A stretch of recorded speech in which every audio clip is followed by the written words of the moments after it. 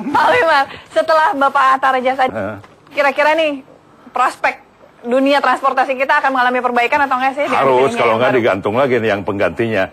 Tapi penggantinya Yusman kebetulan mahasiswa saya, teman dia bilang, kalau udah gini-gini nanti zero accident, itu nggak mungkin zero accident, karena bisa aja jatuh. Tapi yang bisa dilakukan tuh mengurangi kemungkinannya, dan terutama kalau udah jatuh cepat menanganinya. Jangan terkatung-katung berminggu-minggu.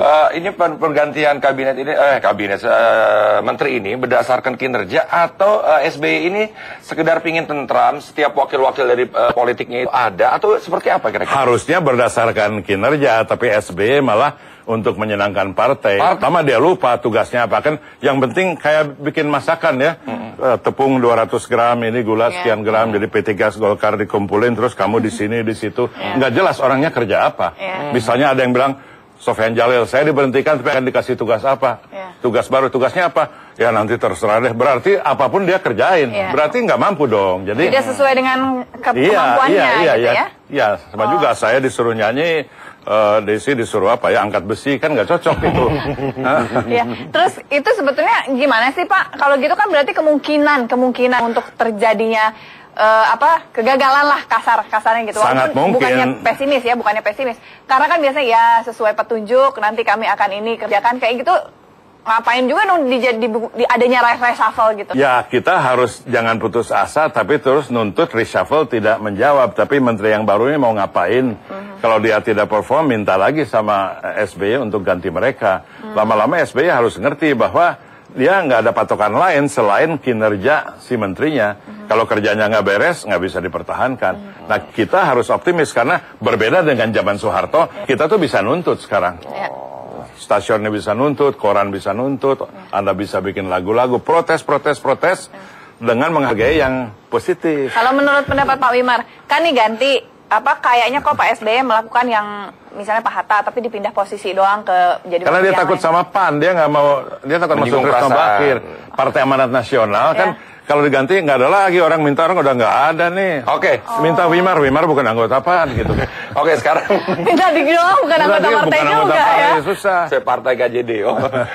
Menurut kacamata Wimar, ini siapa menteri yang memang harus diganti? Abu Rizal Bakri.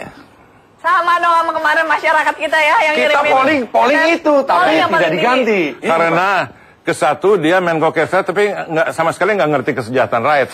Dia tuh orangnya baik sekali. Sama orang macam saya baik, tapi saya bukan rakyat, saya mah orang kaya kali punya mobil.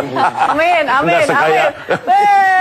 Sama saya baik, tapi mana dia tahu rakyat. Bayangin nggak dia ngurus flu burung, harus ngurus sekolah, harus ngurus apa? Aduh bete banget, ngurus duit gitu kan. Tidak diganti, apa mungkin karena tidak ada kandidat lain dari Partai Golkar? Enggak, karena dia itu SBY merasa dia utang budi sama Abu Rizal Bakri karena dana kampanyenya itu dari Golkar, dan dia takut kalau dia diganti enggak didukung lagi. Pak, itu tepat sekali dengan polling kami di Selamat Pagi. Itu omongan saya belum tentu benar ya, itu menurut saya ya.